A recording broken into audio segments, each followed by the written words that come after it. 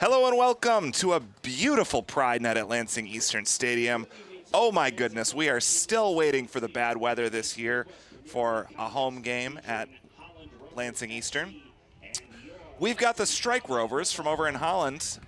Marshall, what can you tell us about the last couple weeks? It's been a few weeks since we've been here together at Eastern Stadium. It has been a few weeks, Josh. Good to be here. Happy to be here. Yeah, so the last couple of weeks, the Common, they've gone 1-1 in their last two games. They're coming off a win against Tulip City, and then they are the week previously, they had lost to a really good Northern Indiana team. So that's been their last two games, and they are currently second in the league standings. They're actually tied with Holland Rovers at 6 points apiece for second place. So yeah, I looking forward to seeing this match tonight. As Marshall said, the Strike Rovers and Lansing Common tied for second in the standings. Lansing Common pacing the rest of the league in goal differential. They are +8. Obviously, a lot of that having to do with a 6-0 league opening schedule win over Indy Boys here at Eastern Stadium. But certainly a lot of things to like out of this Lansing Common side over the early part of this year. But a little bit of a different lineup, a little bit of a thin squad. Jack Voigt dealing with some hamstring tightness, better safe than sorry there. The Omar boys out of town, as well as Sammy still dealing with a little bit of a face injury from the game against Tulip City. Unfortunately, took it right in the head from the keeper. Not sure that Sammy will be back with us this year. But our starting lineup in the 4-2-3-1 is up on the screen for you. We've got Sean O'Mara holding it down at keeper, as we will expect to see for the rest of the season. The two center backs of Ben Derby and Kevin Payne. Wingbacks tonight of Spencer Powell and Max Crawford. Twin sixes of Jack Heald and Avery Dresky. The three midfielders, Rourke Watterson, Brett Swatton and TJ Withrow, and then Seth Russ up top. So obviously a lot of firepower on this lineup, Marshall. Yeah, I'm liking what I've seen. I'm seeing a lot of young guys on there, specifically Rourke. Looking forward to seeing him play, kind of take advantage of the middle there and playing some good balls up to Seth.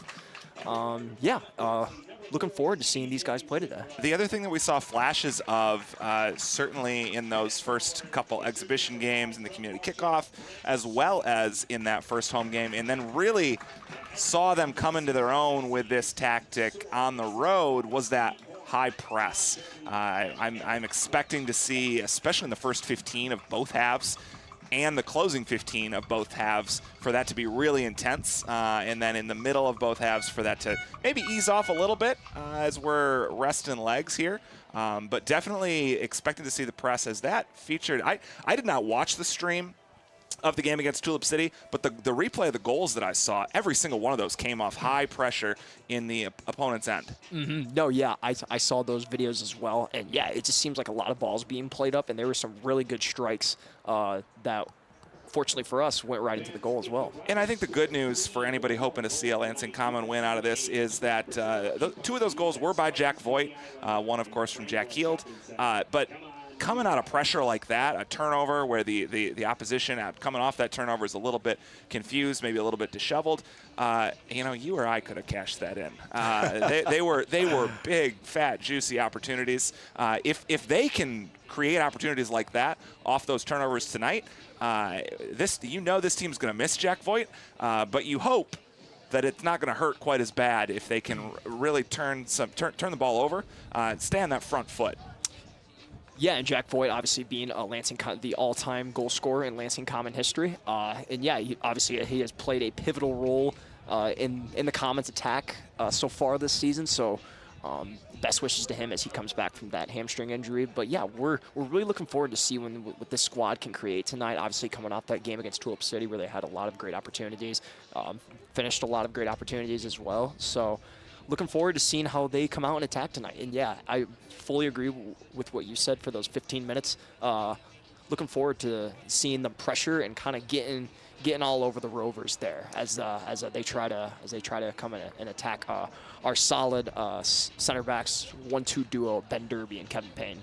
Jack Voigt was a late scratch this afternoon, but we know that Seth Russ could score in and out of that 9 position as he was the 2023 leading goal scorer for Lansing Common. And we know that Rourke Watterson's a little bit of a baller, as we saw that.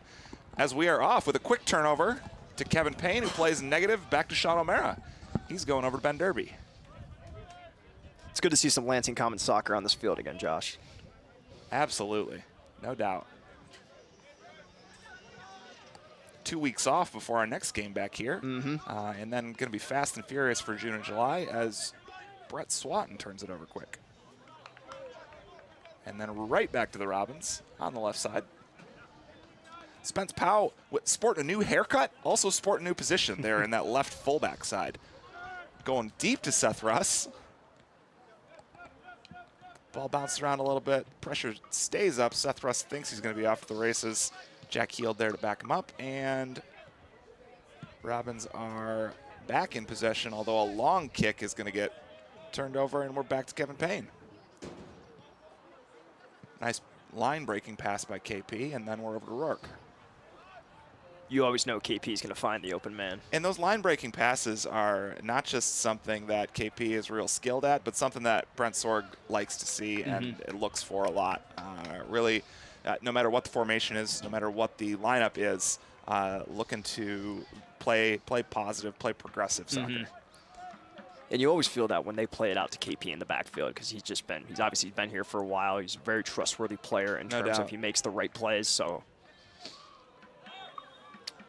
Jack Heald hits the deck. Whistle goes off for a quick free kick to Lansing Common. It's going to be Jack Heald over the ball. Going to be interested to see what they do on dead balls tonight with no Munir Shirali. I think that was an absence that I forgot to single out. I believe Munir is traveling perhaps with the Omar brothers. I'm betting that Munir is down at the soccer tournament watching our old buddy Jack Beck compete down there in North Carolina. Ben Derby skies for it. Beautiful ball. Cleared off the line by the Strike Rovers. I didn't see who was on that off Ben Derby's head, but it was Spence Powell.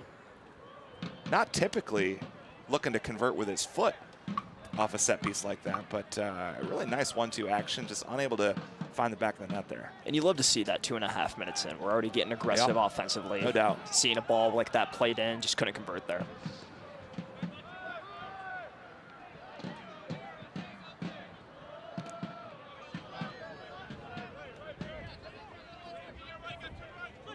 Rover's been a little sloppy with it tonight, I was about to say, and then they made it real easy for me by kicking that right out of bounds. Yeah, their passes haven't exactly been efficient so far. Yeah, kind of a little rocky, a little fast.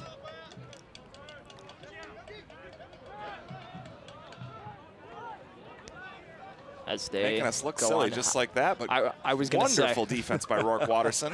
Doing a little back check there, as my old buddy Cam would say. Right back to the Rovers. And they're finding some space on the right side as Spence Powell's tracking back. Boy, it is hard to remember that that's Spence Powell with a new haircut as he gets a little crossed up. And they play negative back 20 yards. Back down to the right side, trying to do the 1-2. Avery Dresky is there, not even remotely fooled, as he's very used to playing that 1-2 with his buddy Spence Powell. Looks like there's some miscommunication there with the Rovers there on their attack. Testing KP, and he says, no problem, out of here. Max Crawford will let that ball go out.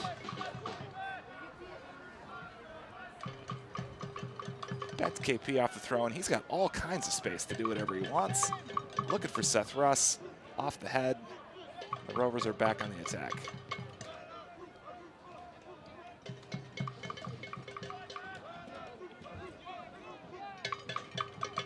KP cleans that up, sees Max Crawford. Nice little bit of footwork, and then negative back to O'Mara.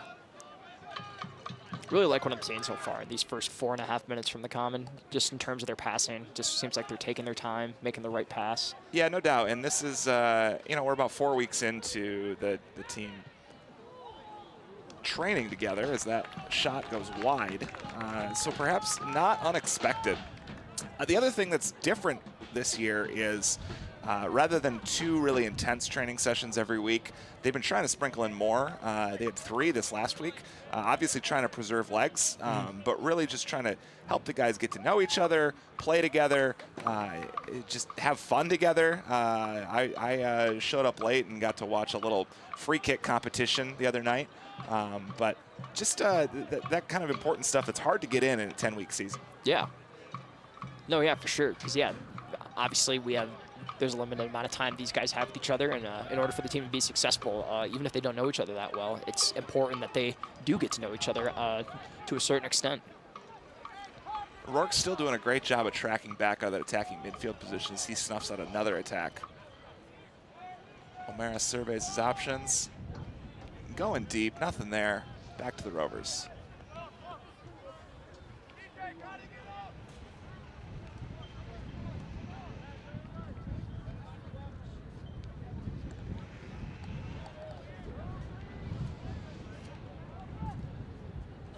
Some brief indecision, the ball's back in. A little bit of a hand check from Jack Heald. Unable to turn him over. Brett Swati and Spencer Powell bring the pressure. A real lazy pass, another lazy pass.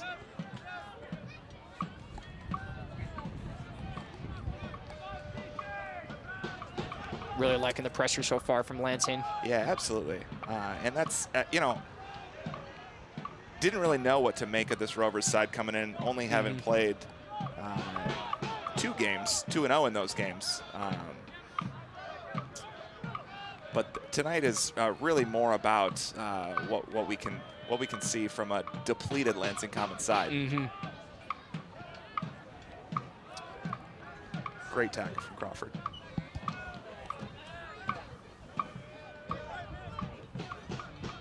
As the Rovers will lead an attack. Great job by Kevin Payne blocking that goal. Kevin Payne with the clearance with his back turned to the ball. I don't know I've ever seen anything like that. Looks like that went off the bottom of his foot. Yeah. Great no call by the referee. And Common look to settle this possession down a little bit here. Looks like Avery's looking around for someone. Finds Max Crawford. Back to Sean O'Mara.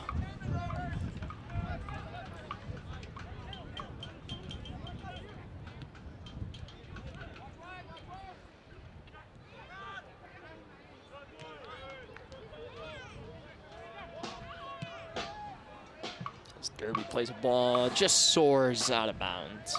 Looked to be a nice ball from Ben Derby, but the wind is pretty stiff out there.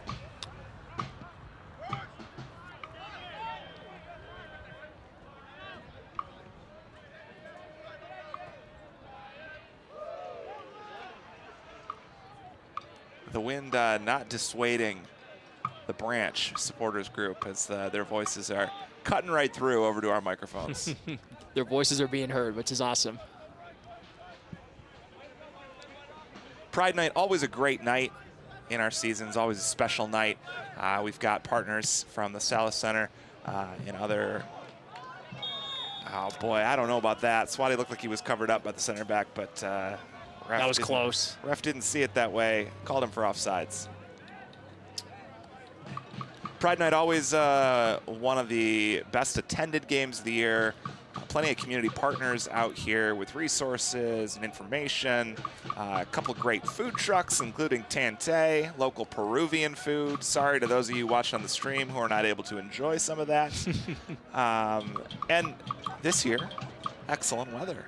Beyond the wind, we got 68 degrees. It's been a beautiful day all day in Lansing. And we are still waiting for some of that nasty weather that, or really hot weather that we typically get our Lansing soccer summers. Really nice progressive ball and really nicely done by the forward for Rovers, who saw the run and played the extra pass instead of going to shoot with Sean O'Mara sizing him up. Fine defensive effort, but the Rovers are in the corner.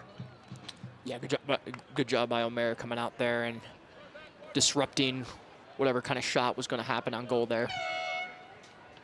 As he makes the save. low screamer on the corner and right at the keeper. So play it out to Ben Derby. Jesky sees Jack Heald, and he's got all kinds of room in front of him to run up to the ball. Over to Crawford, who's playing a deep overlap run. Also has a lot of space and gets tackled from behind. Just a great effort from Max Crawford there to keep up with that ball and then draw the... He wants the free kick himself. A little surprised not to see a card or even a conversation after that tackle from behind. All I know is when you're playing FIFA, that's a red card every time.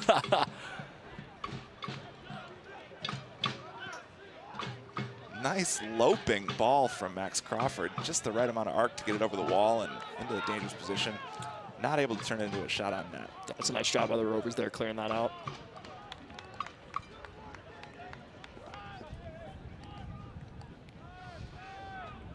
Just as they look to move quick.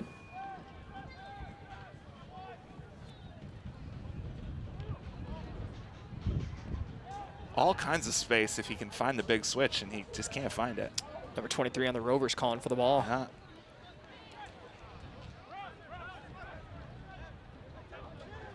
As he'll finally get it. But by then, we have plenty of Robins coming over to swarm him. O'Rourke did a nice job of just doing enough to direct that right to Kevin Payne's waiting instep. So he'll find Swati. Swati will play it back over to Avery. Get it to our anchors, KP and Ben Derby in the back. Excellent turn by TJ Withrow there, but unfortunately wasn't able to direct it to a friendly face. Could have been a dangerous ball there, but nobody home.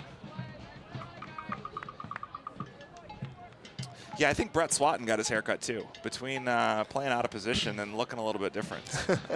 It's just not right.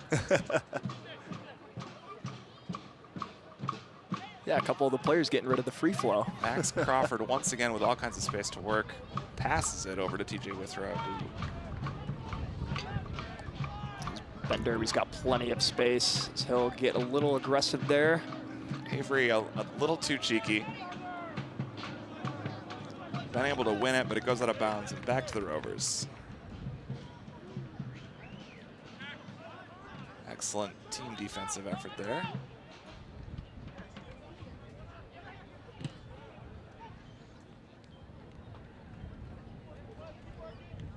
Jack Heald will play it over to Rourke.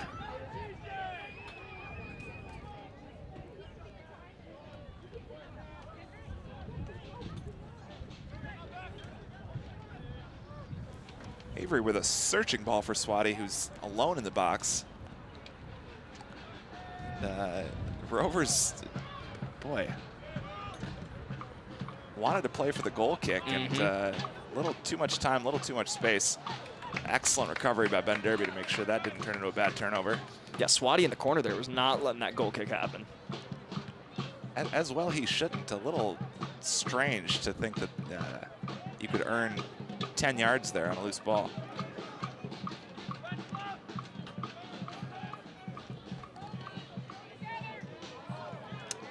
Rovers way offside, 40 yards from the net. Both the Lansing center backs were 40 yards from the goal. Yeah, that run was not held up, not even close.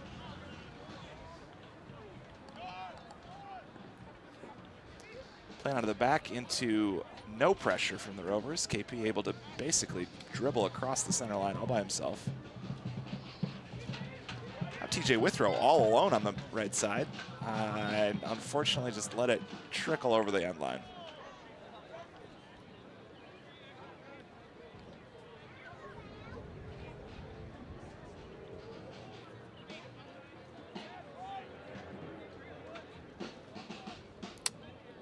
We get an offsides call there? I don't. The placement of the ball doesn't make a lot of sense for that to be the call, but it sort of looked like that's what they were saying. Perhaps they just didn't understand how he possibly could have been that open otherwise.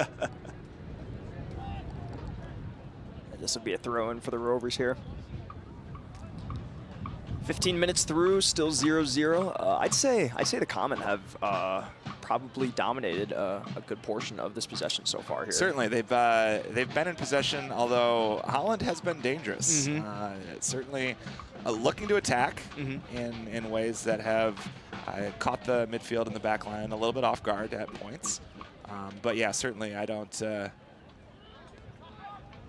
track those statistics in a meaningful way, but I'd say the possession has been lopsided as they've got now room to work with in the box. Rourke making things a little bit uncomfortable for him and gets beat. Help is there, though.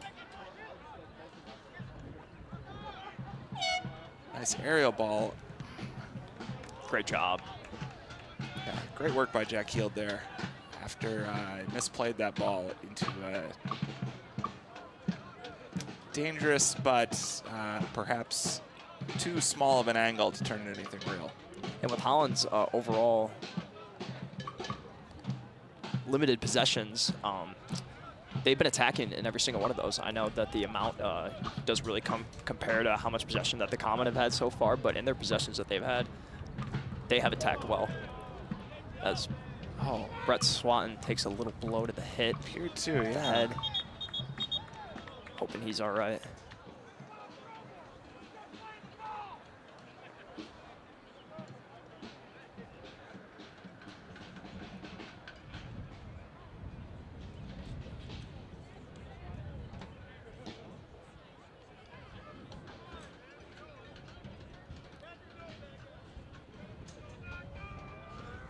Appears to be fine, tying his shoe now, but yeah, two consecutive just awkward tackles there.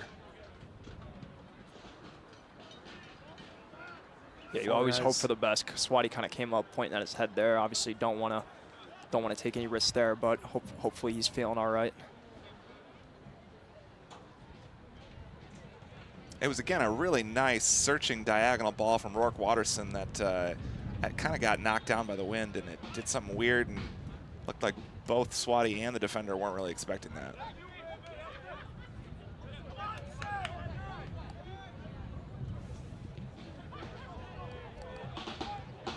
As play resumes. Great defensive effort by Ben Derby.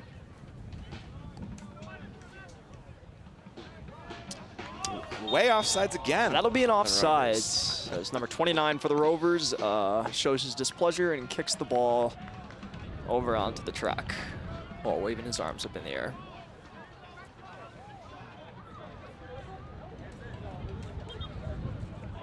Sean O'Mara looking for a ball here. So he finally gets one out there.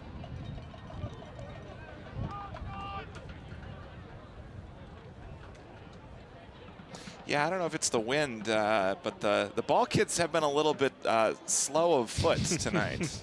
No criticism, of course. Of course, we're thankful for them helping out. That is free labor. We'll get them a couple candy bars at half. Yeah, I mean, nothing worse than having no ball kids. So.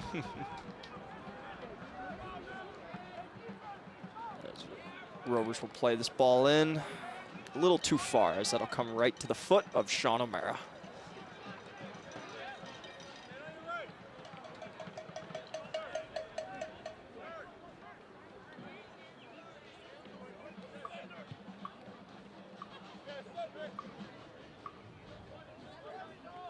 Yeah, for all of the possession that the Robins have had, not a lot of danger manufactured. There's been, I think, one shot on frame, cleared off the line, off the foot of Spencer Powell. Another tackle from behind on Avery Dresky. Foul called. Yeah, and that shot came within the first, about, I believe, 2.5 minute mark of the game.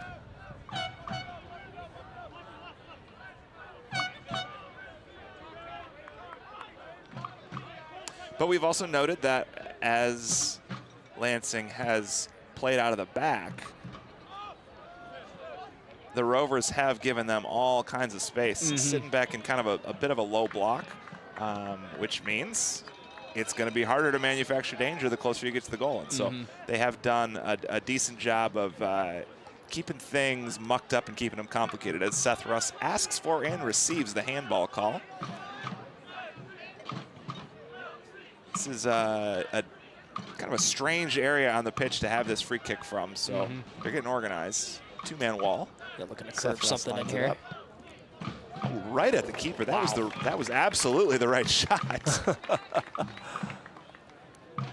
Played that ball beautifully off the inside of his foot. Keeper. This is, you know, I didn't notice this. This is a small keeper too. So if you can catch him out of position like Seth Russ just did, maybe not able to get to his spot, although he did there.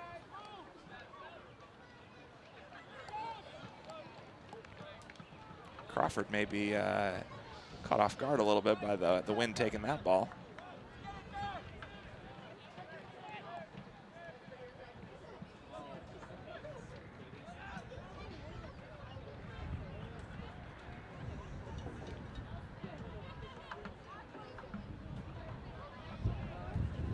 Crawford not really sure what to do there. In a tough position, just dumps out of bounds. Dangerous ball into the box. KP heads it out. Rovers are in a corner. And yeah, as we said before, kind of some limited possession from the Rovers so far, but they've capitalized on those limited possessions overall, getting a lot of balls within the 15-yard line and inside. That was pretty much the opposite of their first corner. As it'll be a throw-in for the Rovers. Way up in the sky.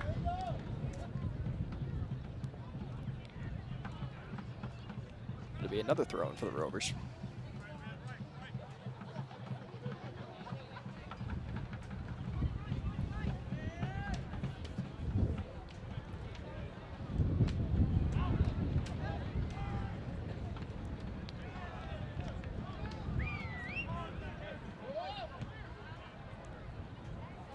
It's a good clear out by TJ Withrow. It was a great clearance that almost turned into a dangerous through ball for Seth Russ as Rourke Waterson's off to the races. A bad touch turns it right over. Max Crawford takes it back to Rourke. Rourke getting bared down on, and not a great ball there from Rourke. Seth is not happy about that one. He had the space. If Rourke could have done what I know we've seen him do before with that ball, it was going to be Seth one-on-one with that short keeper. And I like Seth's odds there on that 1v1. No disrespect intended to any family members of the short keeper who might be watching.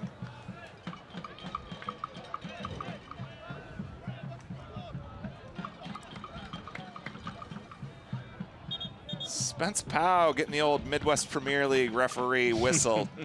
No, sir, back to your spot.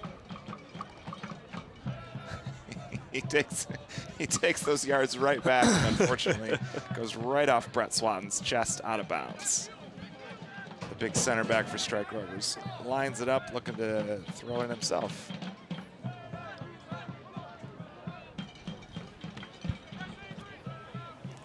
Excellent head by Swatty, looking for Seth, just couldn't corral it.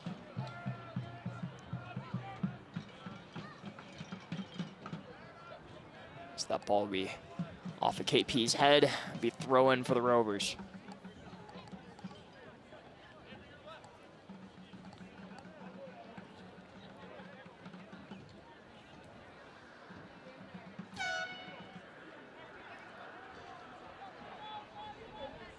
As KP will just body that Rover forward out of the way for a goal kick.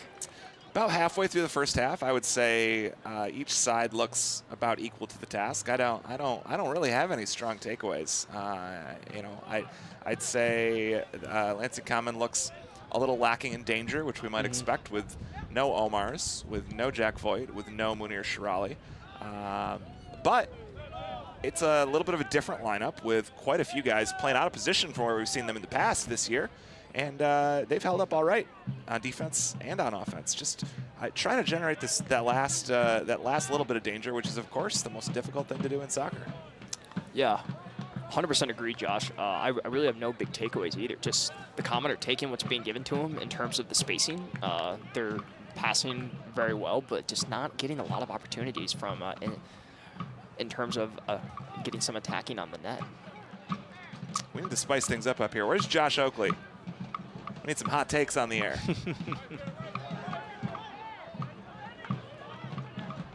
as O'Mara will come out and kick that ball out of bounds. Great job. He knew Ben Derby was beaten, as did everyone in the stadium, including Ben Derby, and able to come up and extinguish the danger there.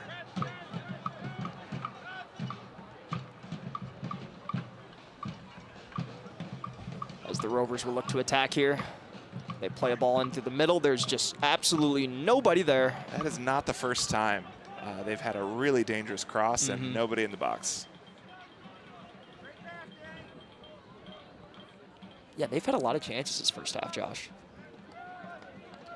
They have, and I would stand by what we were saying a few minutes ago, where they have still not dominated possession, but have done a really efficient job of turning the limited possession they've had into shots.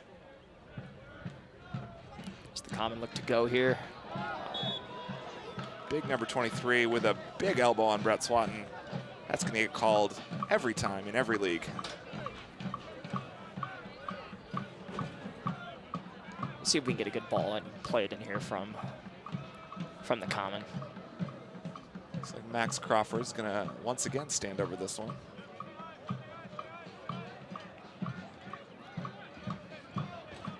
Beseeching his comrades to go up. He's telling his guys to go.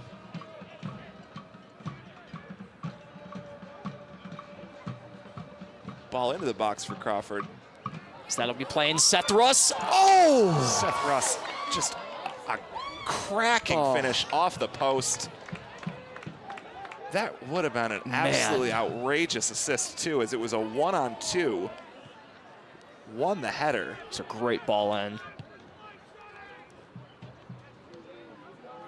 Seth just smashed that off the post. That. Might be regretting not simply passing it into the back of the net there, but I don't know if that would have been more successful, as Rovers are just right back on the front foot.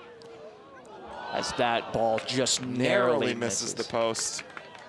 And we've got Eli Moss and Tony Burton setting up, ready to come in. It looks like Moss is calling for Seth Russ.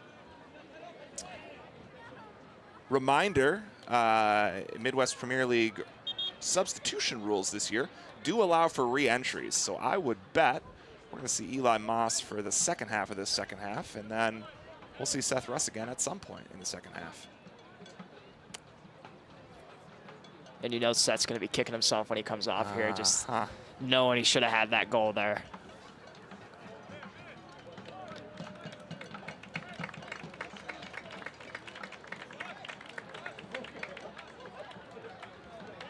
Tony and Elijah will check in for the Common. O'Mara will play the ball from out back to Ben Derby. Ben Derby's going to take his space, play a ball up for Elijah, and just out of reach as the keeper from Rovers comes up and snags that ball. It's a really good ball played out from the back from Ben Derby. Swatty and Elijah both with touches on that ball there. And I apologize to Ty Uziak and his family. I completely miscalled who that was from behind. That was not Tony Burton. Ty Uziak in the game on the right wing. No call for Rourke Watterson getting bullied down. Avery Dresky looking to get dangerous. As Rovers will clear it out. Eli Moss is wearing number 9 in the 9 position tonight.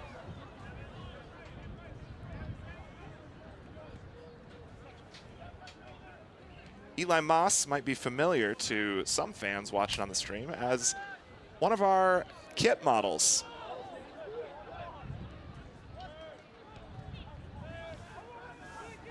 It looks like Max Crawford just kind of stumbled over the wall there on that attack.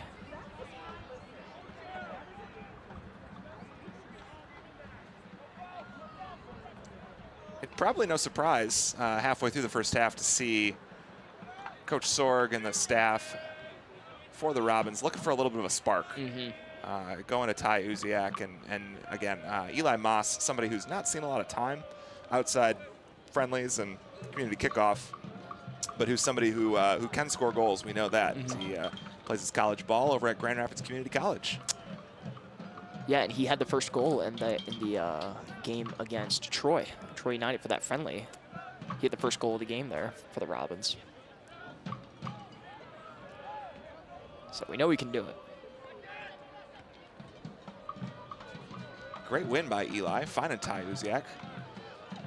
Going one-to-one with his man. Ty maybe a little bit surprised at how fast that fullback was.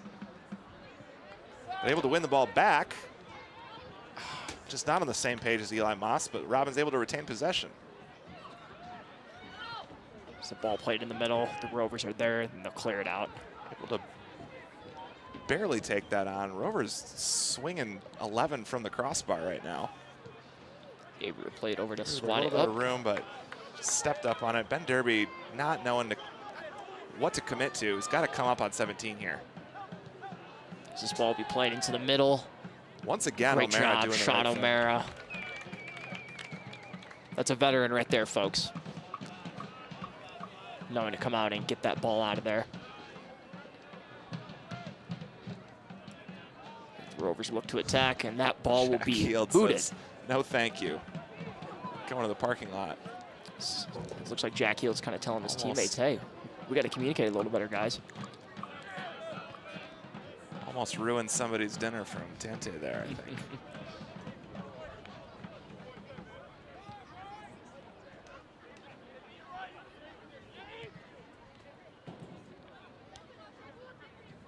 Derby doing just enough to redirect it back to KP. Play negative back to O'Mara. Able to steer it out of danger.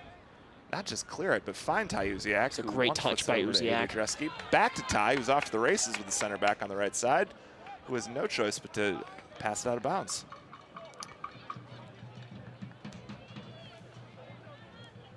It's a great pass to set that up by Uziak, and then making the run, causing the Rovers to kick it out of bounds, which will result in a throw-in for the Robins.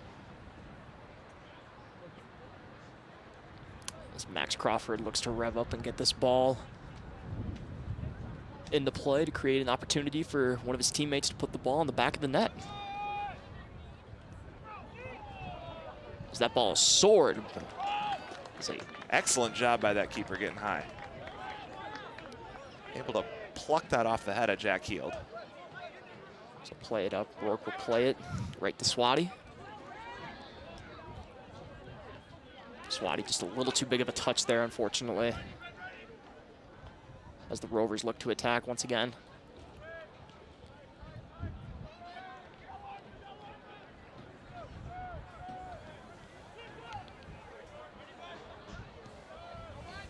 As they'll play a ball up, and the ref says, not today, as you were offsides, sir. I believe there's been 3 or 4 of those so far. Yeah, that was the, I'll say the third very obvious offside. They might have had a fourth. But that was also the third searching cross by the Rovers that didn't really seem to have a target. No. They are, which is not a criticism, you know. You gotta pick your head up and look to be dangerous. Look to get the ball in the direction of the net. And one side has done that more effectively tonight. Ty Uziak looking to prove me wrong. Rourke taking a little extracurricular from a guy that's got about 6 inches on him. Appeals to the ref. And the whistle was blown as Rovers are going for the triple substitution.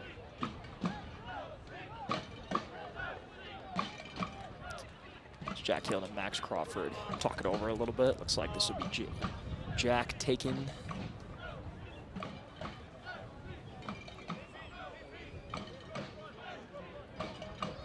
Yeah, Jack wants to shoot here.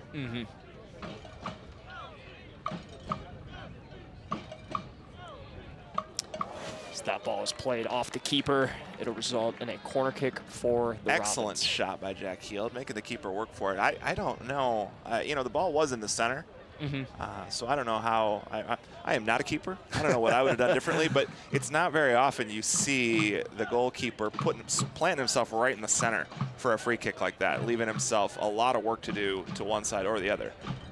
And Jack Hield made him work for every inch as the corner is whipped in. Not very good by Max, not very high. And, Yeah, the ball didn't get very high off the ground there as the Rovers will look to attack.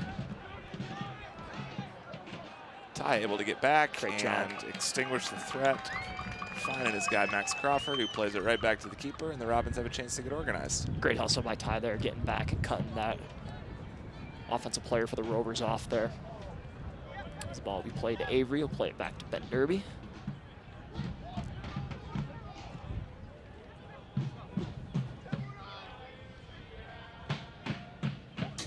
Holland is starting to get the hang of things and look to cut off that pass to Kevin Payne every time. They're catching on that that's the facilitator out of the back there, and that you want to, if you want to make things difficult for Lansing as they play out of the back, you want to cut that pass off. Yeah, I was just about to say, like in the last 7 or 8 minutes or so, you can tell the Rovers have really settled in terms of their passing and kind of what they're seeing that the Common are doing. Obviously, the Common like to distribute out from the back, and yeah, they're kind of taking advantage of pressuring our guys in the back so far. 10 minutes to halftime, and we see a triple substitution. Could all be in the midfield. Spencer Powell heads that.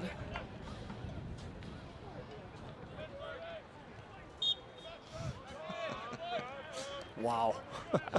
He kind of did look to get under him a little bit there. I don't know. I would think Rourke maybe would have played that a little bit differently if he had known the ref was standing right there.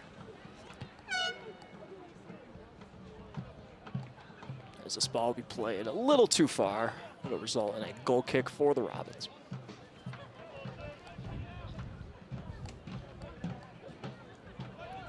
Sean O'Mara goes quick to Ben Derby. Setup has all kinds of options. Finds Avery. A little rough touch back to Ben. Finds Rourke. Rourke will look to turn, but gets taken down. Rourke's taking a couple hits tonight. Yeah, no doubt. Him and Swati.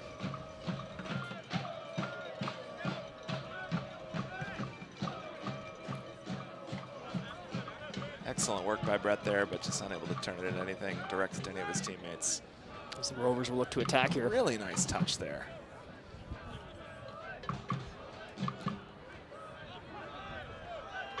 Lansing on the front foot here, and Rovers not looking to really do anything about it in a hurry as Rourke finds Brett Swatton. Brett's got a little bit of room there on the left side as 23's bearing down hard on him again. And, the call is out of bounds, back to Holland.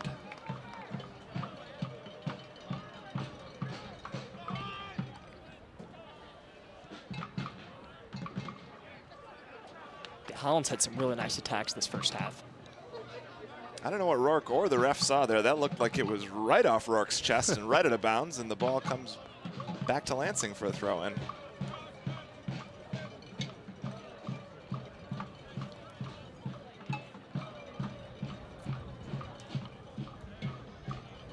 Kyle Buchan getting loose for Lansing on the sideline. Max once again looking to toss this into the box. Max with that far throw, as we know. Play it in. The ball will be batted. Excellent work by Spence Powell, heading the ball down there. And boy, the keeper was way out of position, but the ref says that'll go for a goal kick. He was looking to fend that ball off in the corner. And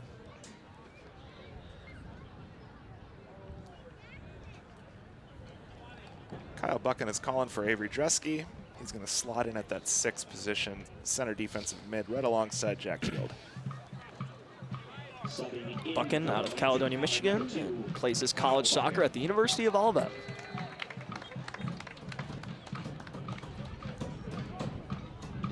As yeah, I think Coach Sorgs is still trying to find a spark right now. Yeah.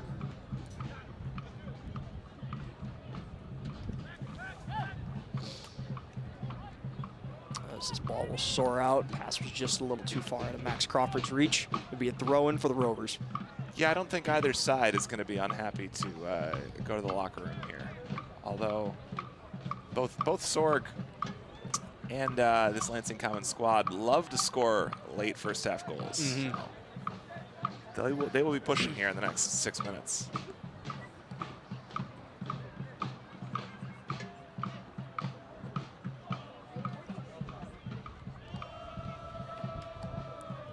Yeah, it'd be nice to see the Robins really attack here in these final 6 minutes.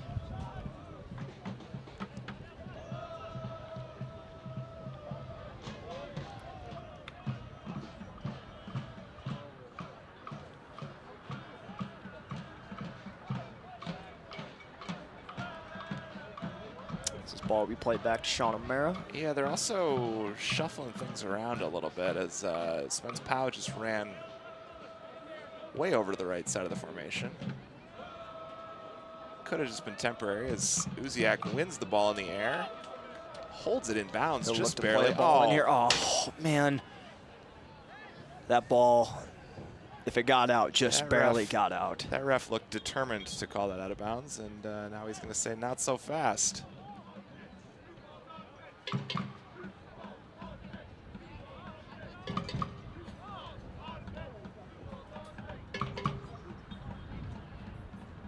Ty Uziak, also somebody looking forward to halftime after that desperate 50-yard run to hold that ball in bounds. Yeah, he's been up and down the field today.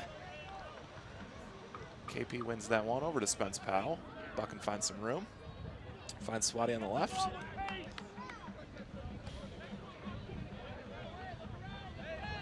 Swati would look to throw this ball in. Just not on the same page as Rourke there. The Rovers will look to push here.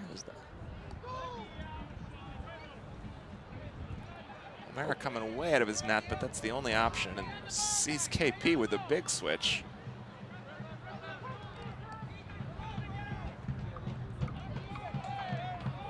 As Rourke takes a tumble, he's looking for a call there. Boy, he's not going to get it.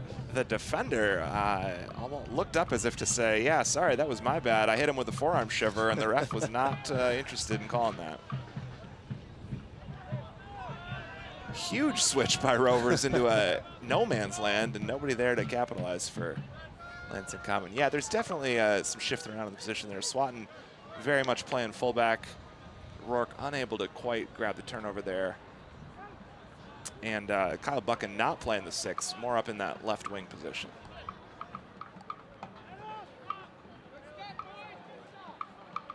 Yeah, it looks like both of these teams are ready to get in there for halftime. kind of readjust and reevaluate some things. As we're kind of seeing some sloppy passes and some touches here. That kind of tells you that the body's starting to wind down a little bit. That these guys look to get rehydrated and rejuvenated for this second half. And I would say this is not a game where both teams sitting in second place in the division are going to be content to walk away from this with a draw, a point apiece. Northern Indiana, there in first place, has already played 4 games, has won all 4 of them. That's just a torrid pace as Spence Powell with a really nice ball. Eli unable to catch up to it. Not sure what that whistle was for. Yeah, a couple of these calls tonight really don't have any explanation for them. As the Robinson play this ball out of the back. KP to Max Crawford. They might have been saying, you know, Lansing trying to push too fast, push the ball back in too fast, take a breath, and then move on. Not certain, though. As Ben Derby once again has acres of space to work with. Sees Spencer Powell, decides to go with a searching ball down the left side. Kyle Buchan and Eli Moss. Eli comes away with it on the 1-on-2. Eli's got options, but the whistle goes for offside. Wow. Was it just me, or did that seem a little late? I didn't see when the flag went up on the far side. I did not either. But in terms of when the whistle was blown, it felt like it was really a 50-50 ball. But I guess we weren't looking down there when the ball came off Ben Derby's foot. So that's when that matters.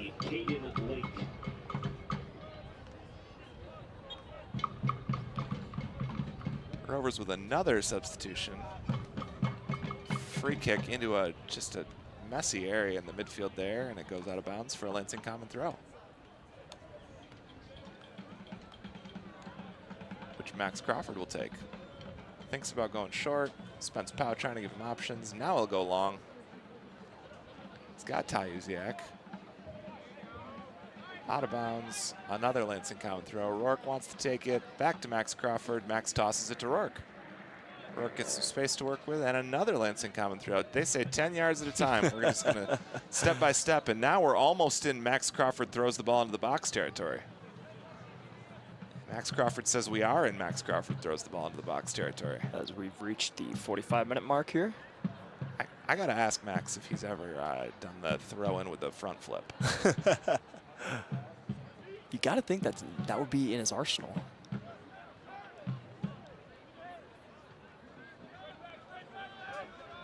As the Rovers will look to take some space here.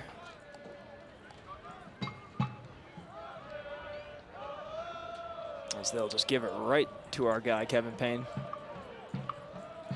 About 30 seconds into extra time here in the first half. I've not seen any indication from the press box or the fourth official how much extra time we're going to have. Perhaps just 60 seconds.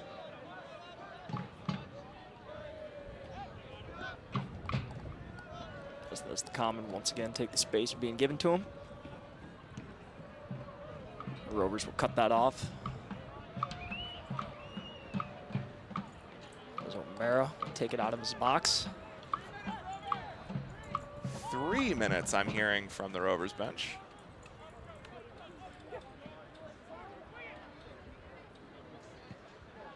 Rourke with the big switch over to Swat. Really nice touch by Swatty there.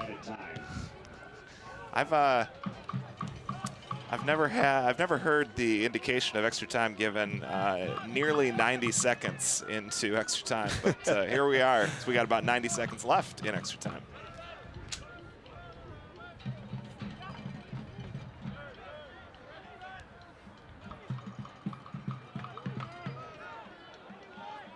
As the Rovers look to attack here. That'll be once again called offsides, Josh. It's been a familiar sight tonight. That wasn't as bad as some of the previous ones, but yeah, we've got the same view as the camera, and that was off to my eye. As we have a free kick here. Didn't see what happened in the build-up, but it is a free kick to the Rovers. We are about 40 seconds away from the end of the first half. Bounce around, excellent header by Buchan. Won by Swatton, but just a little bit of a bad touch. As Eli Moss will look to stay onside. He tried to hold his run. Rovers said he didn't. It didn't look to me as if he did, but the ref kept his flag down. Doesn't matter as it's turned over. Back to the Rovers. We'll see one more attack here. Maybe. Oh, there was an aggressive remarkable tackle there. A conversation happening, and nothing more. Yeah, that was Ben Derby on the receiving end of that one. That was pretty egregious to my eye, but it's the referees also want to call it our first half. Not a lot to write home about for either side. Not a lot of danger, a lot of possession, a lot of interesting things. It could be 3-3 here, and I don't know that I'd feel much different. But plenty to work on for both sides as this top of the table battle for second place in the Midwest Premier League Western Division goes to halftime 0-0.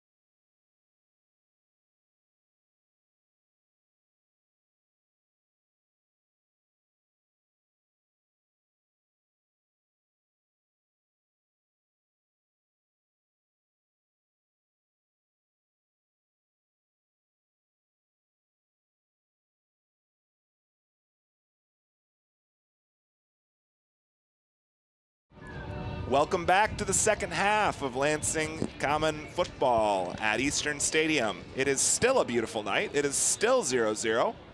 We've got Ross Anderson, assistant coach at Olivet. Correct. Assistant coach for Olivet. He's got a long history of Lansing Common boys coming through Olivet. Now Olivet University. Yep, the University of Olivet. Sure, yes. You gotta. It's hard keeping up with these colleges here. A changing world. Ross, you're a great soccer mind. That's why you're up here. What'd you see that first half? It was interesting. I think Holland were very well organized, difficult to play against. I mean, I think Common have probably got the better players, the better team, but I think the way that Holland were set up, they kind of equalized the game a little bit, made it difficult, and they're kind of a hard-working, old-school team. It made it really difficult for them. So. And that was something we didn't talk about in the first half at all, but Strike Rovers is a club set up. Yep. Some of these guys may have been playing together for, 5, 10, 15 years. And so, yeah, when you see these uniforms, the keeper kits, this is not something that just appears on this 11, but on the Strike Rovers all the way down to, like the U5s. So that organization and that lack of nerviness, for lack of a better word. And you can probably tell. not I mean, all you that can surprising. tell compared to, some of these guys. This is their first year on Common, and Yep. as talented as they are, it's difficult when you play against experienced college players that, they might not be quite as individually talented, but they're really organized as a team, and they make it difficult. Yeah, and I should have brought this up before because I'm actually from I'm from Zeeland, so it's right outside of Sure. Holland. I actually know about 3 or 4 of the kids out on the Rovers team, and Oh, Marshall, they holding all out on us. I know. I'm sorry. I should have mentioned that earlier, but 3 of the kids I played against 3 of the kids. Oh my goodness! They went to Zeeland East High School, and they have been playing club together for a while now, and they're both. Forgive me. You probably know young. more than me then. Forgive me. Is Zeeland East the Chicks or the Ducks? Zeeland East is the Chicks. I Chicks. was the Zeeland West Ducks. Oh God. Well, I know there's at least 2 or 3 that play college together. There's a couple of Alma kids. I think there's a couple of Aquinas kids. So they're used to playing together, which you can tell when you watch them play. So. Yeah. Yeah, and that is really the story of every Lansing Common season. Is the arc of the season is very predictable. And credit to the coaching staff because they get the boys playing together like they've been playing together for a while by the end of pretty much every summer. But it's still early. It is early in June. It's only been a few weeks, and so. That is going to be the story of these early games, is whether it's Northern Indiana, who has a ton of guys that all go to the same school there in the north side of Indiana, or a club like Strike Rovers that's got guys that have been playing together for many years at the club level, and as you say, maybe at the college level. Certainly an advantage at this level of soccer. For sure. Looks like we're going to get another long throw-in from Max Crawford here. Oh, no, he takes the short route to Ben Derby this time. Derby will play a ball in. Keeper will get up for that one for the Rovers and make the save. Ross, let's put you in the mind of that coaching staff who did spend probably the first 5 minutes of halftime here on the sideline before they went back to the locker room. What kind of adjustments are you trying to make to counter that Rovers side that plays together so well? So I noticed even before that, a lot of the players went straight off in the locker room, and there was 3 or 4 of them. It looked like more the attacking players. Yeah. They were all together chatting around with the coaches before the coaches then had their own conversation. So it would seem to me that I think they want to probably get a little bit more out of the attacking players, maybe a little bit more speed. I think, when you play a team that's making it difficult for you to play, you need to play with a little bit more intensity, a little bit quicker, a little bit sharper, and that would be what I think they would be talking about is getting things going a little bit more on the offensive side. Yeah, and as I was walking over to the concessions to grab my partner in crime, a Diet Coke here, I did hear Ty Uziak and a couple other of the attacking forwards talking about just kind of how they were seeing some certain things throughout the first half, and didn't hear exactly what the full extent of the conversation, but you can definitely tell that they're trying to communicate and get on the same page as best as they can. I feel like usually when coaches spend that long talking, it's usually a positive. Yeah. You know, if you're going really well or it's going really badly, they don't tend to have too much to say. If you're getting beaten, they go in and probably start yelling and shouting. Whereas if you're winning, there's not as much to say. But I think when it's a tied up game like this, they've got quite a bit to figure out. Get going. And almost, you know, you don't want to overthink certainly, but countering the counter too. You don't know. You know, this isn't a game tilted in one side or the other. You've had a lot to say complimentary about the Rovers, but it's still 0-0, and so you would expect their side to be making some tweaks as well. Yeah, yeah, definitely. They're not going to be any happier with a 1 point coming out of this than the Robins. If I remember right, it looks like they've got a couple of different players starting the second half for Common. Did Elijah Mass start the first half? No, he did not. He came in about midway through the first half. He's up there, and I think that's Buck out on the far side. So maybe that goes into what they were talking about, trying to change things in the attacking third. So. Yeah, me and Josh had kind of brought that up earlier when they subbed him in. It was just kind of felt like Coach Sword was just kind of looking for a spark off the bench. And Buchan actually came in for Avery Dresky, who was in that double six position, pivoting with Jack Heald. And then he moved up to the wing, as you said. What's Kyle Buchan's role at Olivet? What do you look to him to do? He plays center midfield or attacking midfield. He plays one of those, probably like an 8 or a 10 is where he normally plays for us. He's really good in an attacking sense, but I actually was speaking to him this morning, and potentially his biggest strength is ball winning. You know, his ability to read the ball and get on it, and he's always bugging us about trying to get further forward, but he does such a good job in the middle of the field. We kind of feel like we need him there. So usually centrally, but I mean, you look at some of the players that they have in midfield. You know, Avery, I know Mooney when he was here, and Jack. You know, they're good players. So I think for him to ease his way into the side, he's going to play out wide. I mean, he's a great attacking player, but he plays for us in midfield. So, and that is the interesting sort of puzzle that Sorg and the staff have to figure out this year. Is there are a lot of really good pieces, making it really challenging. You know, you had Brett Swatton. Well, he was the one I was going to mention. I mean, he might be one of the best attacking players in our conference. So if Albion want to keep playing him at left back, I'd be fine with that. You know, but it goes to show they got to try and fit these players in. And, if I remember right, Ben Derby played a lot in midfield last year, and he's at the back to try and accommodate that. And exactly. I think it's gone pretty well so far, especially for Swatton. But Swatton is somebody who, playing in Brent Sorg's system, if you play left back, you can get up a lot. 100%. But you see Sorg saying, okay, no, that's not good enough, Brett. We need to move you up and play the wing because, as you said, that attacking strength is too strong to overlook.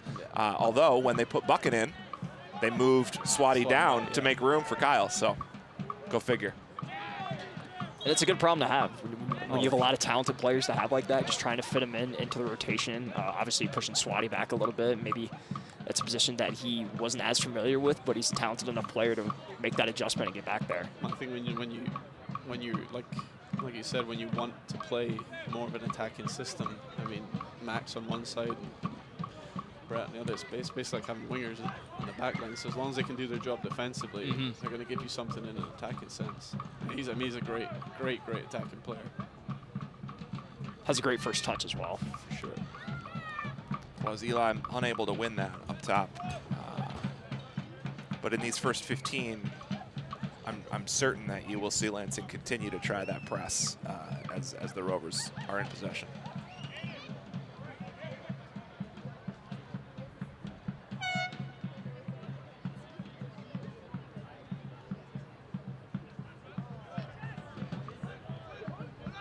Oh boy.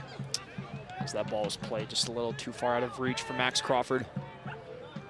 Not a good touch, but Crawford able to extinguish the bad threat, and then. I think that's something as a coach that kind of frustrates you in a sense. You know, you do so well to win the ball back in an area where you can then, you know, turn the game on its head and then you give the ball away instantly. It's infuriating as a coach.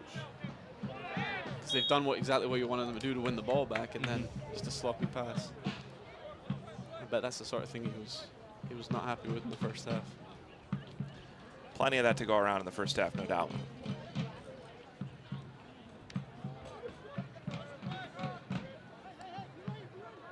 Yeah, the 3 players that are getting stretched out right now for the Rovers on the sidelines are 3 players that actually started in the first half. It looks like the coach for the Rovers is getting ready to put one of them in here pretty soon. And speaking of organization, because this is something that it doesn't happen very often, is Eli Moss going airborne with that short keeper, unable to win the ball.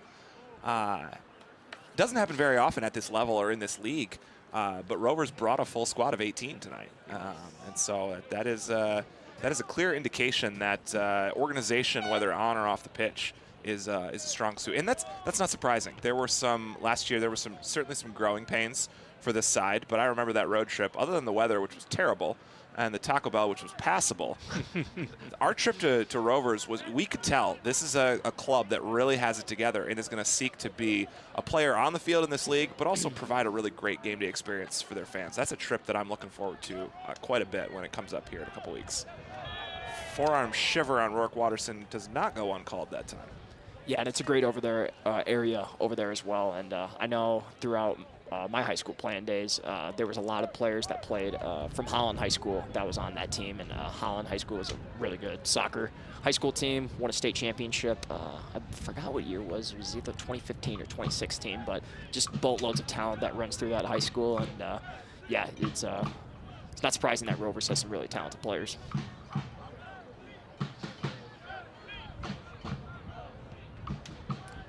This ball will be played in.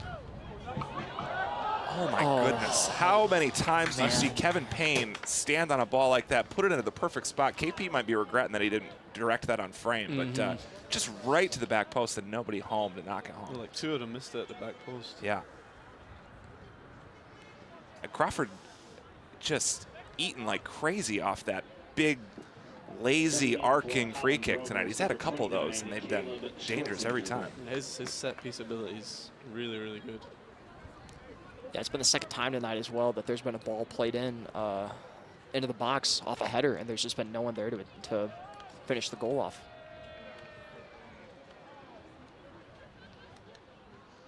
As the Rovers will play from their own backfield.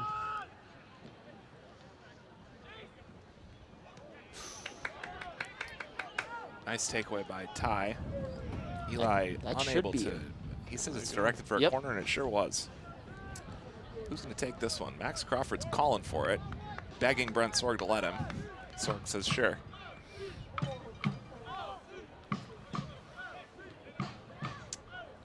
Let's try that again. Let's see if KP can get a free header in the box on this one too. I don't think we're going to fail to cash that in twice in a row.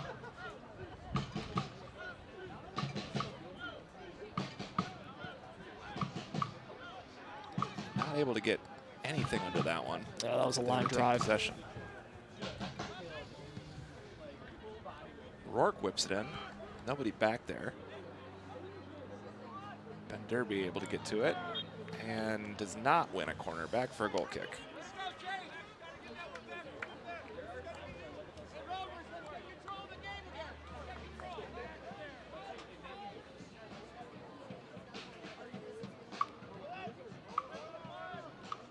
I've always, as a coach, preferred in-swinging corner kicks. I just feel like it's harder to defend if you're the ball swinging in towards your goal. All sorts of things can go wrong on that one, or go right if you're attacking.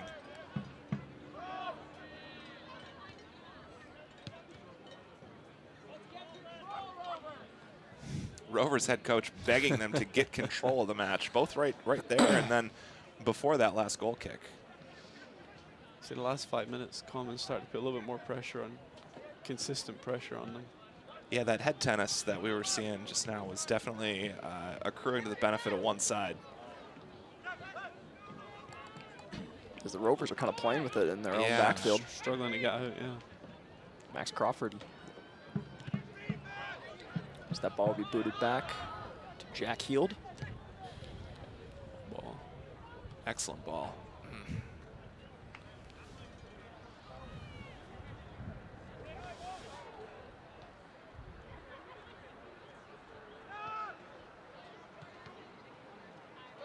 Yeah, they really are struggling to get out their own third.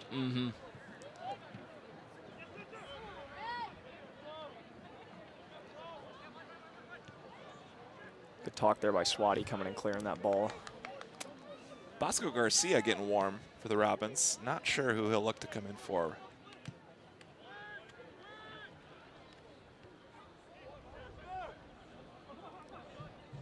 Oh, this looks like there was No call on that one, huh?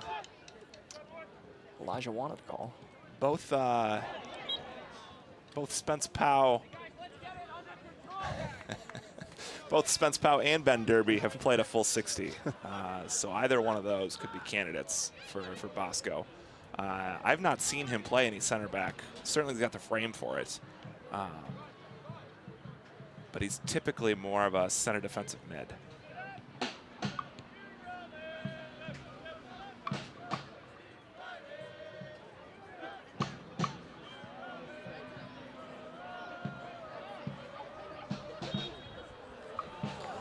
Bosco also somebody who English is his second language, and coach likes to put him in alongside Ben Derby because Ben Derby speaks a little bit of Spanish, helping with the chemistry there. Although he's somebody who, watching training, you would never know. You would think that Bosco grew up alongside all these guys because he really gels with the squad, fits in with them really well, and you'd never guess that there's any sort of barrier whatsoever. I think it's a little cliche, but when Kevin Payne, another free header in the box. When you play soccer, it's kind of it's one of those sports you almost don't need to be able to speak the same language. Yeah, you can just play no doubt. It, you know. I've had plenty of people think I'm speaking a different language and still been able to coach. So. This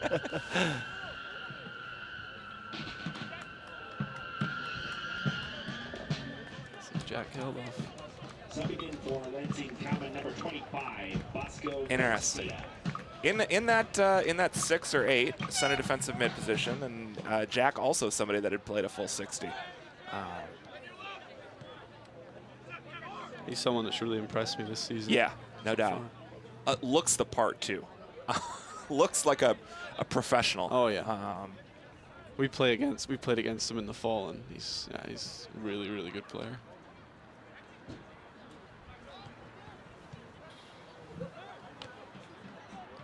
Is that a friendly against Cleary, or? No, we end up playing him in a non-conference. Okay. Sometimes during the week, you don't really want to be going down 3, 4, 5 hours for a game. Sure. So we sometimes play a couple of NAIA schools midweek in non-conference. Cleary are one that we have a pretty good relationship with, so we usually play them every year. Did you ever play Aquinas College? No, I coached against them when I was at Davenport, my first year. And they're a little bit different team than they were back then. But yeah, when I was at school, we did coach against them a couple times. The quality of those NAIA sides is about on par with Division III, right? I would say I think that the top couple teams in that level are probably better than your average Sure. D3. But I mean, our top Division III teams are better than anything in NAIA, in my opinion. But I think they're probably more consistent. Sure. And they have a couple. Some of them have internationals, which tend to be the best players on those teams. But I would say it's fairly even. And we've played a few of them, and it's always been relatively even. A really bizarre bounce leads to a man one-on-one with O'Mara and a kind of fluky goal. You were waiting for the offside flag to go up because of the way that came off, but it did not. Don't know when it was last touched, and you can hear a fair amount of Rovers fans made the trip over from Holland.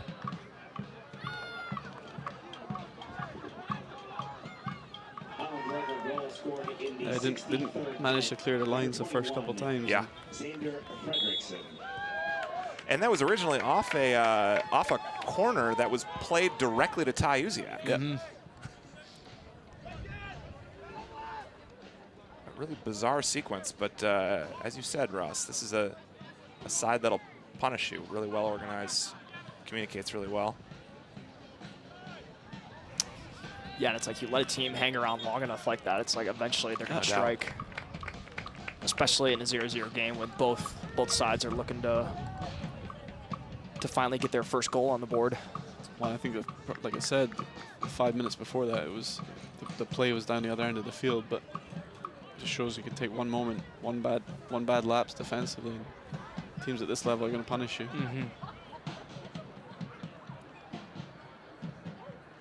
Max was ready to take the throw in, and the ref said, no, it's a corner, buddy. Seth Russ and Avery Dresky getting loose on the sideline. I have no idea if that's wishful thinking or if Sorg told him to. The ball's in. Great header. Kevin Payne again free in the box. Gets to take another one.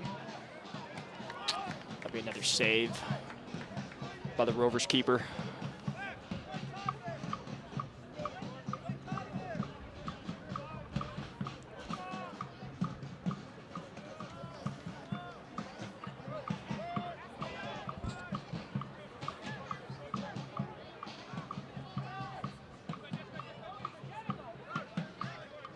Max Crawford. Play with the space he's given. Play it back to O'Mara. Sure, Common would want to see Max a little bit higher up.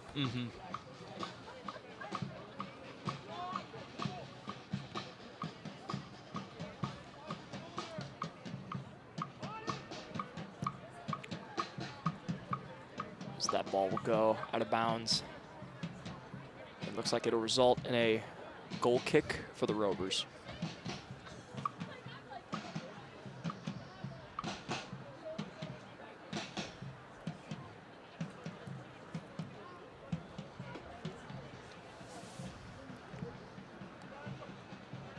Yeah, it just seems like Holland's a lot, in terms of tonight, has been structured pretty well in terms of their passing. I know in that first kind of 15 or 20 minutes it was a little rocky. I think when you're the road team, naturally your first instinct is probably to be a little bit tighter defensively than you might be at home. So They certainly have been that. And the longer the game goes on 0-0 and you're the road team, it kind of suits you, and you want it to be that way. Yeah. And they don't appear to be trying to run out the clock here either. Which No.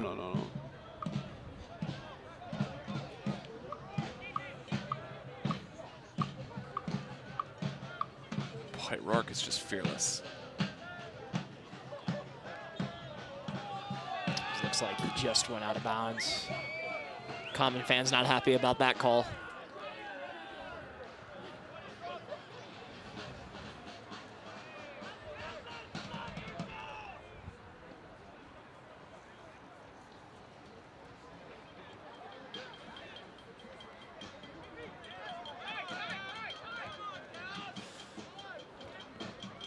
I wonder if you might see the sub in the attacking third. I feel like Yeah, again, the spark that they kind of had. Seth Russ really wants to come into the game, but I don't know if Brent Sorg agrees with him.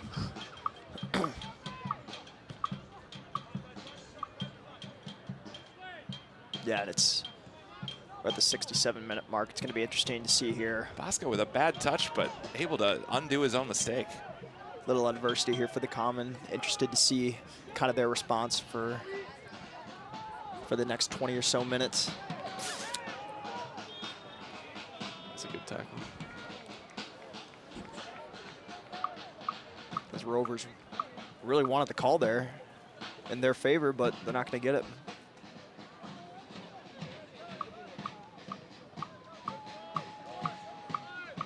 KP directing traffic out of the back, and he's got plenty of space to do whatever he wants. So he's waving his guys up, wants them to go.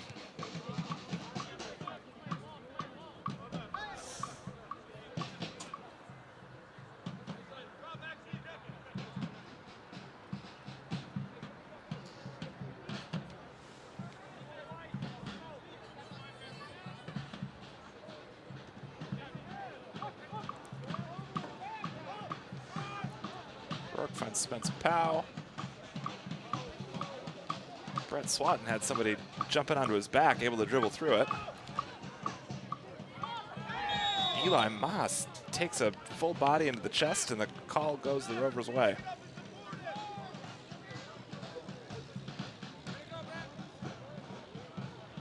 As Eli Moss is kind of wondering, what did I do there? I'm the one that took the shot to the face. I've never seen someone commit a foul from that position, but the side judge and Eli Moss were on the back side of that play, and so he saw something.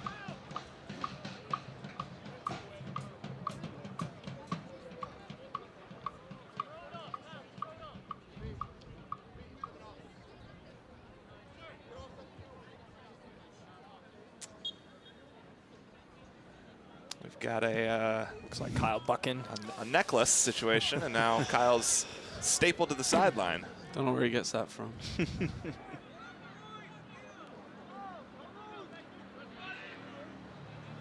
I always find it interesting when that happens in the second half.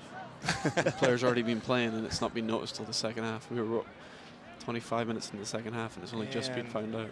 The referee's going to let him re-enter, and Sammy Contreras and Seth Russ preparing to come back into the game.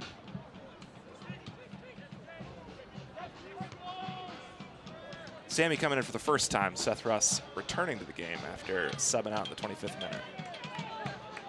I'm interested if they change the shape or if they keep it how it is and just go like for like. I think you'll definitely see Seth come in for Eli Moss. Looks like Sammy's coming in for Rourke. It looks like Max just kind of misjudged that ball about how high it was going to be. Not a very good touch there by the Rovers, getting a little cute with it. Yeah, the back heel to nobody is a Sunday League classic.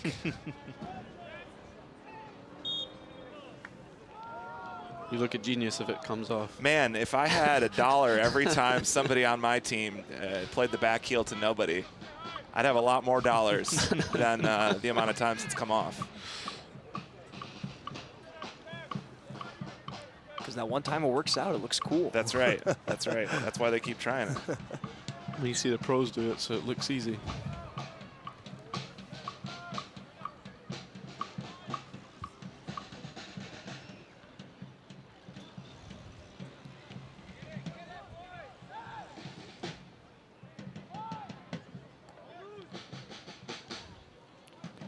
Some really nice passing by the Rovers there.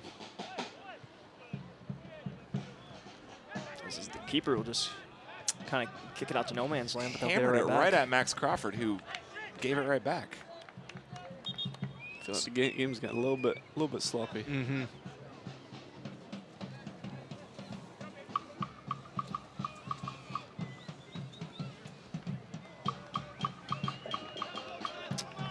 Yeah, with that sloppiness, it kind of gets to a point where you kind of feel like, you know, Holland's just trying to hang on at this point within the last 19 minutes or so. Kind of suits them for the game to be that way. Mm-hmm. And Lansing is really just trying to put the ball in the back of the net. There we go. See if we can get a good corner here from Seth Russ. Oh, yeah. So play it Looked in. great. Unfortunately, nobody there. Kyle Buchan just trying to play 1-on-3. He's not the most aerial gifted player, so 1-on-3 is not good for his odds.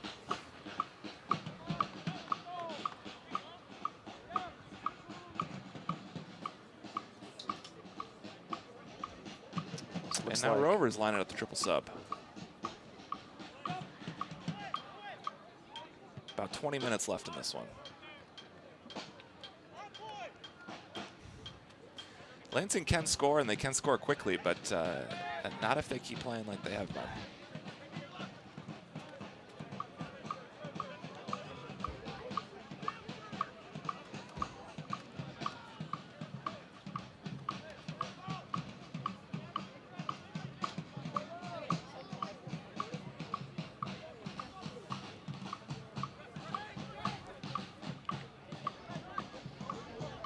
Rovers is really distributing the ball well right now.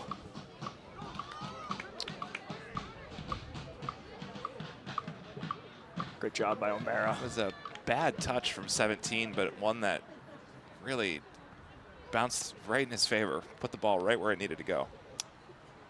As it'll be a corner kick for the Rovers.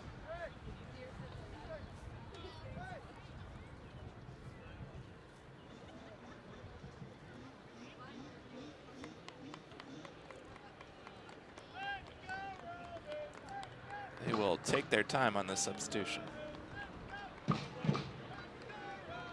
Subbing in for Holland Rovers, number 18, Abraham Arellano. Number 10, Ashton Arredondo. Number 11, Fletcher Van Howe. Yeah, and all three of those players that just subbed in played high school soccer together. Holland High School. Arellano, number 18, was somebody that did not do any damage against Lansing Common last year, but did score his fair share of goals on the season.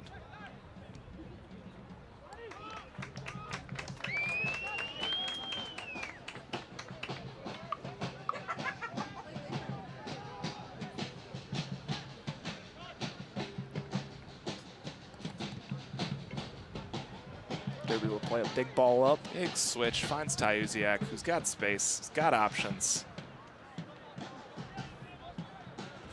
Beats his man. So look to play him with his left foot. He'll be batted off a Rover defender, and they'll retain possession of it.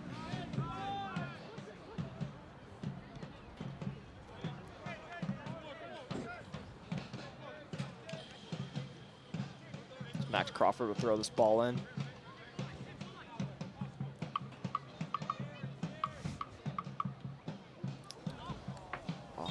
Really nice touch there by Seth Russ, but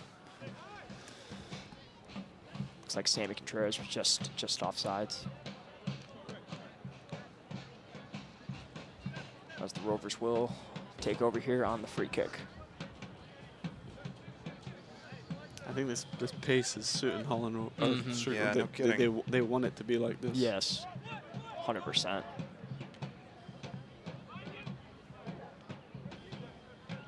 Kind of makes you think, especially with 7 in there. Kind of late, kind of getting some fresh legs in there to kind of make sure the other guys don't get too tired as we wrap up here with about 15 minutes left to play.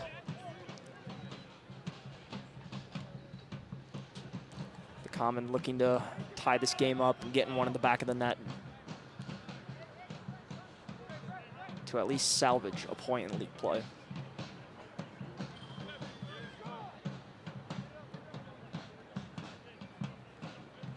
But as you said earlier, Josh, it's like none of these teams want to leave with the draw, especially with how well Northern Indiana is playing with that big lead they have within the division. I think Brent Sorg will be a lot happier with the draw at this point than he was 45 minutes ago. Another offside flag goes up against the Robins. Once again, I thought on both of those Sammy was covered up by the center back, but side judge about 10 yards behind the play disagreed. I think some of those calls are, when it's for you, you agree with it. When it's against you, yeah. I mean, we were laughing at the offsides going the other way in the first half. Couldn't have been more ridiculous.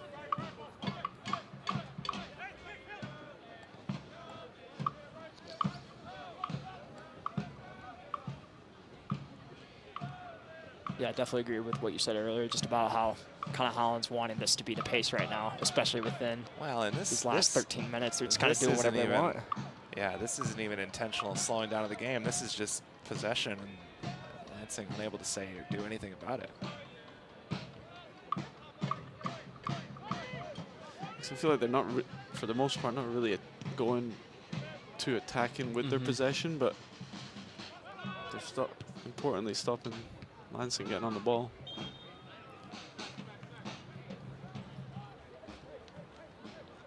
It's like the coaches might be talking about another change.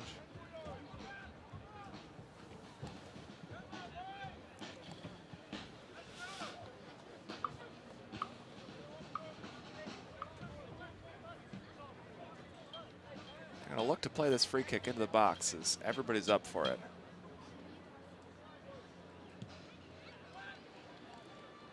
This ball will be played in. Seth Russ plays it back in. Max Crawford looked to get a touch on it.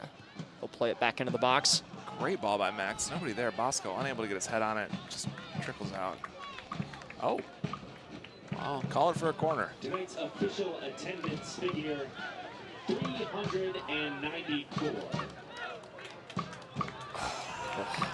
Max Crawford just didn't quite do enough to line it up. He had a great angle there, but unable to win it. Great Buchan job. Wins it back. Great job by Gives Buchan it there. right back. And that run was totally onside. As the Rovers will score.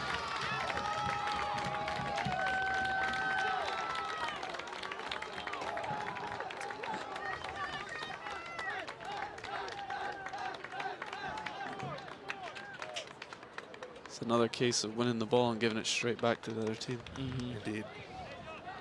And they could have had that before Kyle came and cut that first ball off. They had another man streaking there.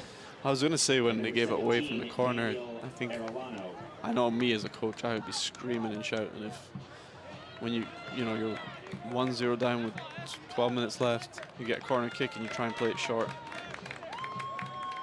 Yeah, it's like at that point. It's like As for me, it's just get it. You want to be aggressive. Yeah. Especially when you got the biggest player on the field attacking everything. You want to get the ball up to him.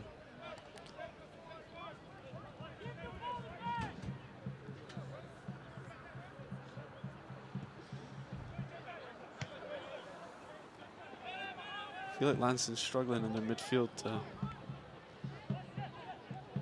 get good possession up the field. Yeah, I gotta agree. It's a little disjointed.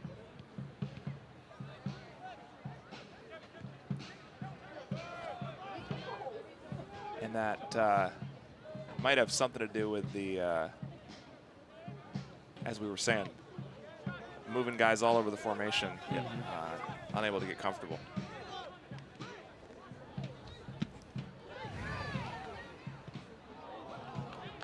I think Bosco and Spencer are probably more defensive players, so maybe in a game that you're chasing, Yeah. I'm surprised they've not mixed that up a little bit.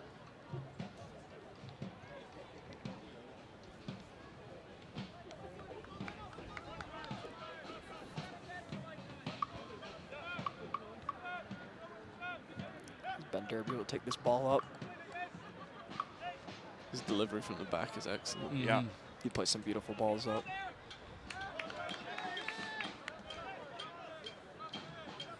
Max Crawford will. I remember surprise seeing here. him do this in high school and just it's ridiculous.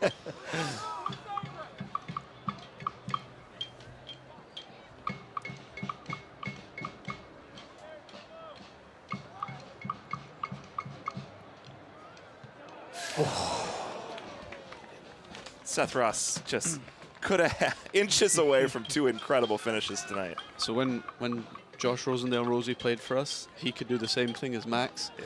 We would work on that as a set piece, as much as a set piece with your foot. Sure. Because when you can throw it like that, I mean, Yeah.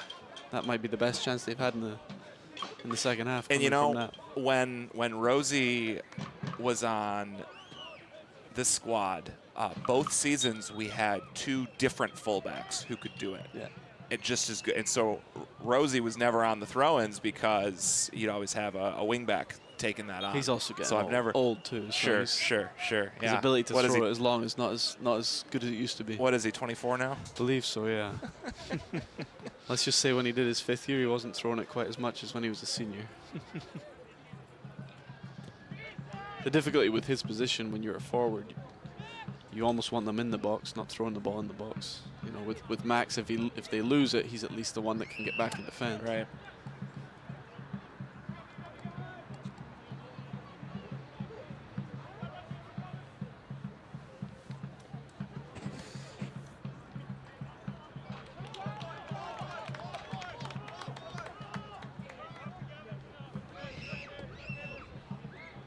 Sean O'Mara will play this to Ben Derby. Big group of guys gathered around Brent Sorg. I don't know if we're going to see the See a line change. quintuple substitution here, but perhaps. The way that they're gesturing, it looks like they're going to change quite a few things, which sometimes it's easier to take everyone off and put everyone on because the guys that are standing there know exactly what you want them to do.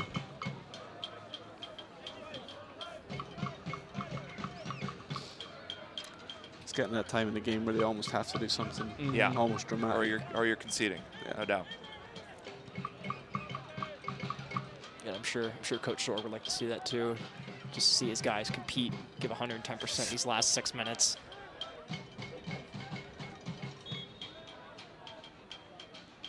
It's a needless foul.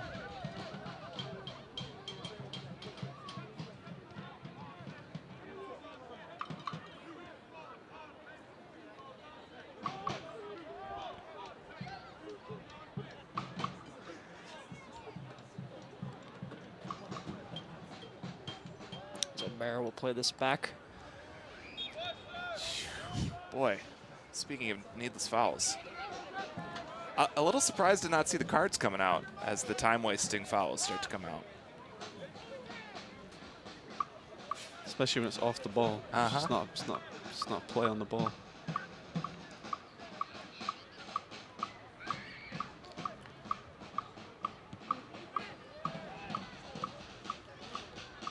Great ball in, but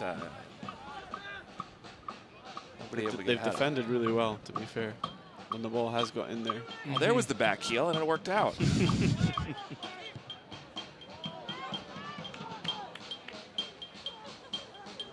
This is a bad position for the Robins to be in. O'Mara able to snuff it out. It's good defending from Crawford. Yeah.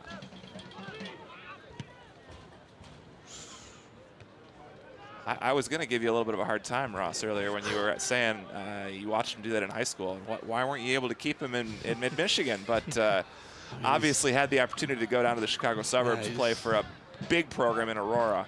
Yeah, I think when you lose a kid to certain programs, I think you have to put your hands up and say, we got close with him. We got close with him. I mean, he not only went down, he's instantly one of their most important players. It doesn't surprise me, but Yeah, he's really impressed me in this season just because I feel like he just got a great motor behind him. Just plays super hard. And, you know, he's in the theater program at Aurora as well. A true Renaissance man. yeah, I remember he was looking into doing that when we recruited him. He's a great kid as well. Really good attitude. Looks a little tired, but I think that's just the way he plays. Yeah. Oh. Bosco will give a little bit of Bosco asking, okay, so the shove in the back on Spence Powell just now doesn't go called, but that one does? Okay. And the Rovers will take their time here.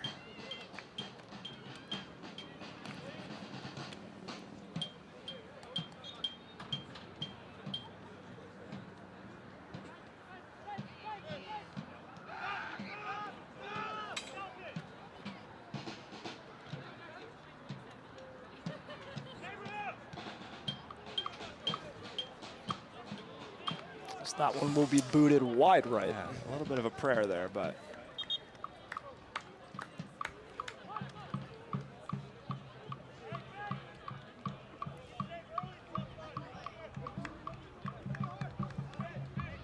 one of the Rovers' girlfriends or sisters in the crowd appears to be on the telephone, which sort of speaks to the state of this match over the last 20 minutes or so. Number 4, TJ Whitrow. You know, once we've lost the girlfriend, it's kind of hit a point where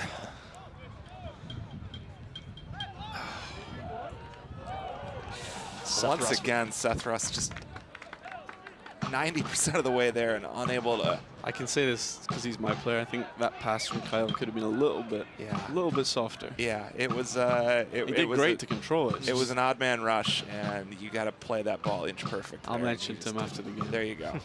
I'm sure he wants to hear that. Oh, yeah.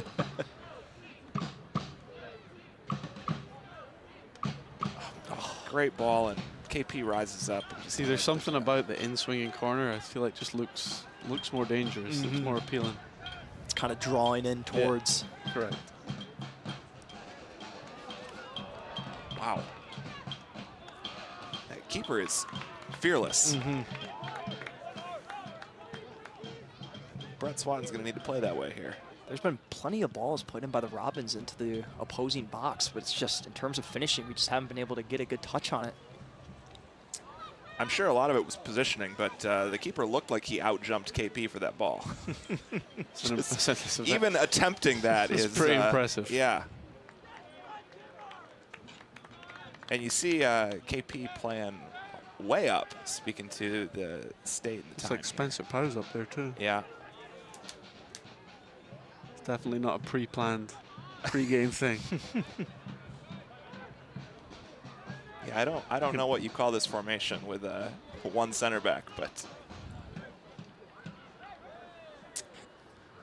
Ty getting away with a little bit of extracurricular there. A little bit of frustration maybe boiling over a little there. Definitely not the outcome that the Robins wanted coming into this game tonight. You don't see a lot of losses for the home team at Eastern Stadium. I feel like I might not get invited back to the game again. This is the way it's gone. I think they actually started the second half pretty well. It's Hey, that first goal just. You were just calling a spade a spade. I think we can blame Oaks. I'm not sure. I'm not sure how many wins he's seen from the stands as not a coach. I'm gonna have to ask him what his record as a spectator here is. The fourth official has indicated at least 3 minutes of extra time. 3 minutes.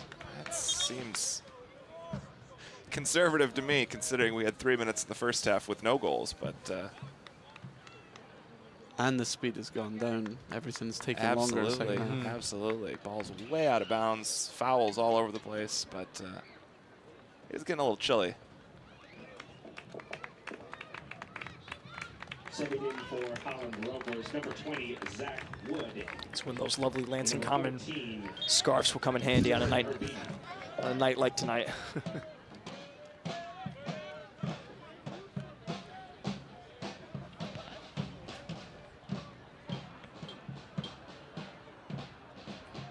Seth just. They've lacked that usual spark in the attacking third. Yeah, I think his name is Jack Voigt. Yeah. He's out with a hamstring injury. But no, in all seriousness, I agree. That's you know, this is not an abnormal Lansing Common match. What's abnormal about it is there hasn't been that spark. The slog is typical. We've seen the slog all over the place the last 4 years.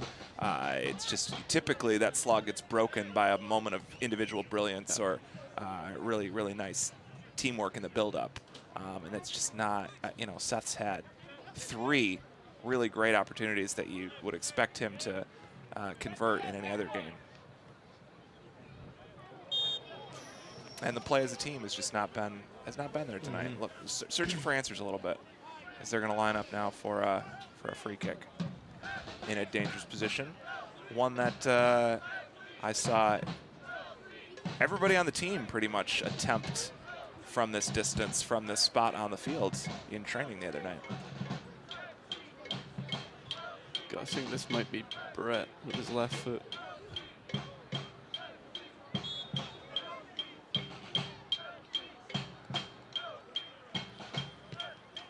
Nope. As that ball will soar from TJ Withrow.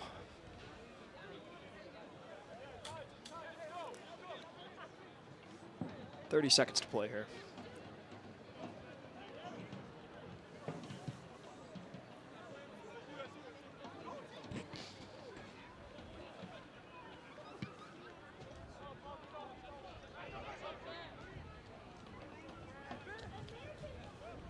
That might be it. Fortunately. It's looking that way. Full time at Eastern Stadium. A beautiful night for soccer. Unfortunately, not a beautiful result for the home side as they drop one 2-0 to Holland Rovers. That is going to drop Lansing Common to 3rd in the race for the West Division. Ross Anderson, Marshall Acosta, thank you so much for being up here in the booth with me.